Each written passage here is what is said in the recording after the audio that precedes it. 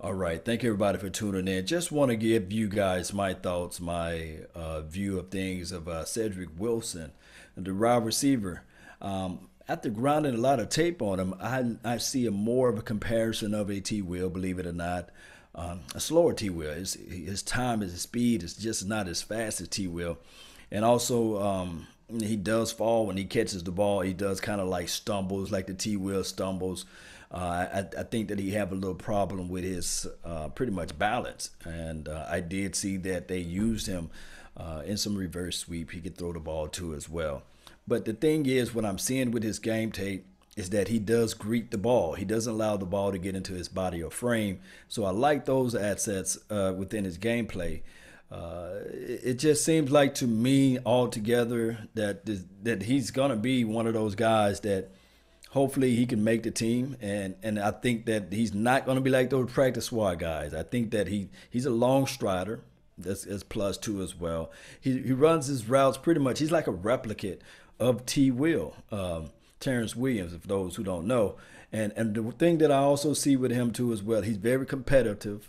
The games that I broke down was the Oregon game. And you're also going to see when I put the film out there too as well, the Washington game. These are all away games. I didn't do no home games for the Boise. That's field, that blue field. I just don't. I'm not a big fan of the blue field. It don't look like football. It looks like some arena type of stuff. So I just don't even want to look at the film on the blue field. I don't think that organization, that franchise, whoever they thought of the blue field, just need to just take that ideal and throw it away, because you just really can't evaluate the tape because you really just don't know whether or not it's gimmicky or to me they just need to get rid of the blue field. But bottom line, if you love Boise and you like the blue field, kudos to you, but to me that's just not football. Also, what I saw with his tape, can he get separation? He plays with a great deal of leverage, and he's very crafty in his routes. He knows when to turn and cut his routes off too as well. Can he catch the ball within traffic? Yes, he can catch the ball within traffic. So those are things that I like from his tape. I'm going to jump over to the chat box so I can answer and field some of you guys' questions. Any reservations that you guys have on Cedrick Wilson, let me know. Shout out to DRVS. RVS. I'm gonna just call you RVS. Shout out to you, Sand Demand. Thank you for doing it in too as well. Keith Caldwell, John. You guys know who you are. Jazzy Jeff in the building. Salute to you too as well. I love all your nothings of all of nothing. Yeah, I'm gonna put out. This is from Cowboys X Factor. I'm gonna put out more all of nothing films, and we're gonna have those things out there too as well. Any reservation that you guys have of Cedrick Wilson, let me know. Now he's not a top end speed. Believe it or not, he ran like a 4.5 40. He does have rangy arms, so he does compete for the ball. T. Will, if you want to look at his speed, he's run 4.4 40. You know, so he so he's around that range. Now his play skill, like when he's on the field, sometimes there's different levels of playing. Jerry Rice ran like a 4.6, right? On the 40 or 4.6 something, 4.67. But out there on the field, he figured out a way to craft himself to run better. And what is it, T.O. Terrell Owens, he didn't come out of the I think during that time it was like pretty much you can wear whatever you want. During his combine, I think he ran like a 4.5, something like that. But you do know that there's different levels when you're playing out there on the field. Sometimes your 40 time can put you in the box, but sometimes you still can have that separation speed. Shout out to Matt S. 4.51. 4.51 is nothing to sleep on too as well. I think he ran like a 4.55, but neither here nor there. We're not gonna get caught up on speed. We trust the tape. We trust what we see from the tape. Can he catch the back shoulder fade? Yes. Does he allow the ball to enter his body? No. He greets the ball. And I'm talking about Cedrick. He greets the ball. A great, excellent route runner. Also, T. Will is a good route runner too as well. It's just that the way he's mechanic and he works so hard on trying to catch the ball with his hands, but sometimes you go back to what made you to the NFL, and that's allowing the ball to enter your body, and that could be all of a mental deal. And if I'm T. Will, if I'm Terrence Williams, he really need to understand that those footsteps are getting louder and louder, because if you look at his size and measurables of Cedrick, I'm talking about they like very spot on mirroring one another. If you just look with the naked eye, and you can see that these players pretty much look the same out there on the field, as far as their mechanics, their route runs, and things like that.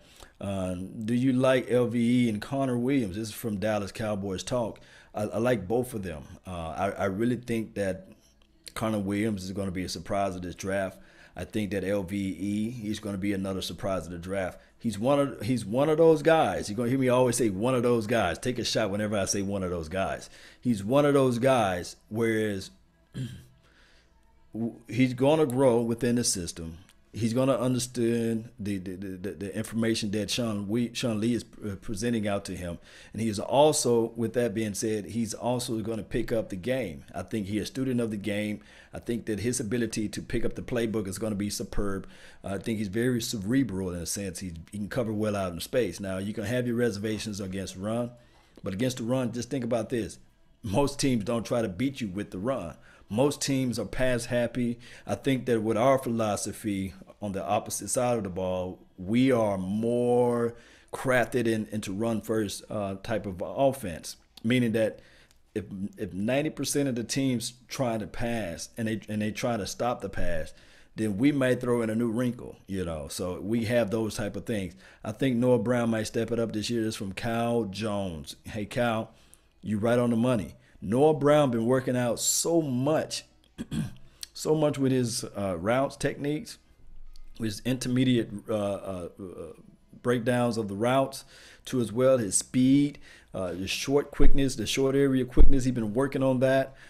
He's been working on so many other things within his route tree that I think that Noah Brown should supplant a lot of people. And let me see who my phone is just going off. Let me see who this is. A bunch of nonsense. But I wish I could turn my volume off. But just stay tuned for the actual breakdown of Cedrick Wilson. And it's just it's one of those things, guys, where this competition with the wide receiver core is going to be so competitive that somebody's going to fall on the sword that you never think of. Somebody's not going to make this team. That's just how it goes. Let me see. Sanderman 213. Does defensive tackle from Oklahoma State impress anyone? Not yet, man. We got to really see these guys that they got.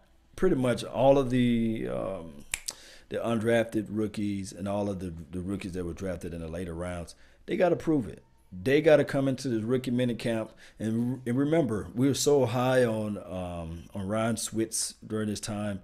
We were so high on some of the other explosive offensive guys that we thought they was going to do something. And when it got down towards minicamp and training camp, they got injured. They was injured in a sense.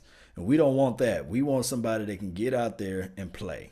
We don't want to hear none of this, I got a nagging hamstring, or I got a nagging hip strain, or I got a nagging back issue. We want dogs to get out here and play. That's the bottom line. So all the rah-rah talk with Rico Gathers and Swaim and Schultz and all this, we want to see it out there on the field, even if it's just mini camp or training camp. And when it comes down to preseason, we want to see with our eyes. We want something tangible. Cedrick Wilson is 6'3", 183. Don't think the size fool you with his physical. This is from Game Changer. Some scouts said he's 198, so close to 200. So he does look a little frail out there, and some scouting reports show him at 6'2". So we would know down the line what exactly he possessed when it's time to put bone to bone, mono to mono, mono to mono, I meant to say, and we will really see what type of person he built and made out of. Especially the Cheeto Bay Wooziers of the world and Jordan Lewis. They will bring that dog fight out of you, And all last year they was just picking that Dez Bryant, right? Trying to get his mindset off. Now, granted, not saying that Dez Bryant have a weak mentality as it relates to like trash talk, but if we know that they can get under Dez Bryant's skin, right, we can only imagine what they're going to do with these young rookies. I want to know who's going to be the first fight in training camp. I really think that this defense should be so nasty so ferocious, so mean that they're gonna at least fight one or two guys out there before even the camp kick off. And that's what I want to see. Believe it or not, I want to see that aggressive mentality. I want Chris Richards to get these guys not playing far away and never land. I want them to play uptight, up front, jam, get in the face of the opposition. Especially, I want them to really beat home and tell this rookie and sophomore wide receivers that we have and the new entries of Allen Hurns. I really want to see that type of temperament out there. I want these DBs to set the tone. When they set the tone, you guys remember, and I always go back to, there are 2 years that I'm going to go back to. 2014 off training camp. I think J.J. Wilcox got into a fight with Dez Bryant. You guys remember that, right? That set the pace, that set the tone for the entire year, And then also, if you want to switch over to another team, let's go with the 2015, pretty much the Carolina Panthers, that Josh Norman. Everybody like, who is Josh Norman? He got into the face of the quarterback. He picked off the quarterback, and they got into a tussle, a fight. That set the tone for the entire year. So we need somebody to get out there and set the tone, whether it's Xavier Woods or whether it's Cheeto Bear-Wouzier, whether it's not the Jordan Lewis. I really want these guys to set the tone, but not set the tone too much, because we do know that Kevon Frazier would take you out for the whole year. So Kevon, everybody else can set the tone but you. We don't want you to set the tone. We want you to chill out and relax. We don't want you to hit our guys, because undoubtedly, the way you lay the wood on Rico Gathers, he put them out for the whole year. So don't everybody set the tone but Kevon Frazier. Okay, you get me? You feel my drift? Let me ask a few more questions before I run. Grimes, I expect a lot out of Jalen Smith. Number 54. Yeah, I expect. My expectations of Jalen Smith is so high that I want Pro Football Focus to really say, hey, after looking at Jalen Smith, he's ranked top 5 out of all of the linebackers, out of covering out in space, coming down and shedding blocks. I want that type of talk track with Jalen Smith. And I also want Jalen Smith to actually get some sacks this year, more sacks this year. I want him to get like 2 or 3, maybe 2 or 3 interceptions, because playing that Mike, you got to have your hand around the ball, especially in the cover 2 defense. Shout out to Grimes for that. Let me see who else. Jazzy Jeff. Yeah, Woods can be just as good as Earl, if you ask me. Jazzy Jeff. My only thing, and this is the argument that I see a lot of people saying, everybody is pretty much betting everything collectively. The fan base is betting everything on Xavier Woods. I'm betting the fact that I want him to play, I want him to succeed, but I can't put all of my chips in one basket, meaning that if Xavier Woods go down week 4, and I do know that you can say this with any team, who's going to be the guy to come in after that? Of course, we can lean towards undrafted free agency, but I still going to lean towards the fact that we probably still need a veteran. And I heard a lot of people saying that, okay, we did that before. We never really, if you think about it collectively, the veterans that we went out and got were all trash veterans, or were all veterans that really didn't make an impact. We ran and got think about this. We went and got a guy that pretty much Philly left last year, and he got the DUI, I forgot his name. And then we went and got a Blanton, a Robert Blanton. Who was these guys that we went and got? And of course, I know we didn't have money. But if you close to getting a guy that you know for sure either made the Pro Bowl or made some type of impact, like a Eric Reed or Trey Boston or Earl Thomas, and I do know that a lot of people talking about reservations on Earl Thomas' age, but if you go out and you grab a guy that you know for sure that can be in an insurance package for your Xavier Woods or for your Jordan Lewis, for your Cheeto Bear-Wouzier, now you having a team that's well balanced and well equipped. And I always go back to this too as well. Look at what happened to the Patriots. They went and got a Talib Aquib. They went and got a Revis, and they went to go ultimately win a Super Bowl. And even if you look at the Denver Broncos, they went and got some veteran help too as well. The Talib Aquib guy again, however you say his name. That's what makes you win the Super Bowl. Not saying that you need to have a team of veterans, but you need to sprinkle 1 or 2 pieces in the mix. And one can say, well, look at the Philadelphia Eagles, what they did with veteran help. They already had their veteran help on the team, like the Malcolm Jenkins. That was a veteran guy that was on their team. They went and got this guy from the Saints years ago. but he's already been groomed. He's already been that enforcer on the team. And then don't let me go a little bit further. A lot of people would like to say, well, what about those, I think 2013 Seattle Seahawks or 2012 Seahawks, whoever it may be. A lot of times with that team, of course, Earl Thomas were their first round draft pick. Everybody else was deep in the draft. Of course, I understand that. But if you look at the front four, Cliff Avril wasn't homegrown with that team, right? And one can argue and say Beast Mode wasn't homegrown with that team too as well. And also Bennett, he wasn't homegrown with that team. So that was a team crafted with a little free agency and also with a little drafting. And I'm not going to say luck in there at all, but you have a pretty much a coach who been there before, who's pretty much Pete Carroll is pretty much way far ahead of what a Jason Garrett is, and not trying to make it a coach battle. But if you know for sure that Jason Garrett versus a Pete Carroll, two different spectrums of light apart from one another. Actually, if you think about it, Pete Carroll paved his way when he was in the 90s. He took that team pretty much far.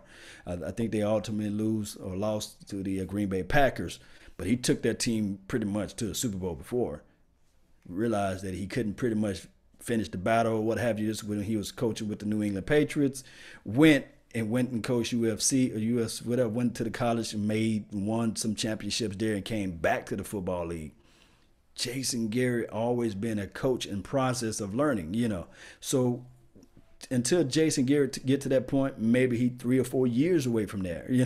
Jason Garrett collectively is still a young coach, believe it or not. So there's a lot of things coming to the mix when you're talking about winning a Super Bowl, creating a Super Bowl roster, and getting your team there to those glory days. And it takes a while. It takes a minute. And one can say, okay, trust the process. But that process may be forever and a day to trust. Let me read somebody else come in. Sushi 817. On this 12th hour shift, almost home, man. Keep working, keep grinding, man. It will happen for you. Cal Cuero, or Cal Q, I'm just going to call him that. He is a beast. Now, I think that the team, remember, they don't think like us. They got a chance to be really in-depth with the person. They thinking more so of a linebacker. I'm seeing box safety, strong safety. They're seeing linebacker. So we'll know when the mini camp, training camp comes about. Hopefully he can stay not injured and stuff like that. So pretty much so, guys, that's all the time I have for today. I really thank you guys. I'm going to get back to grinding on this film. I just want to give you guys a quick insight of Cedrick before I put his film out there. And what you guys have a quite small expectation of what I'm going to put out there too as well. I like Cameron Kelly too as well. Shout out to Ty Jefferson too as well, Dallas fan. Pedro Asara, I think that's how you say your name. And also my Cowboys family. I appreciate you guys. That's been my time. I really thank you guys for yours. And remember, you're listening to nothing but the best. Salute. I'm out. Peace.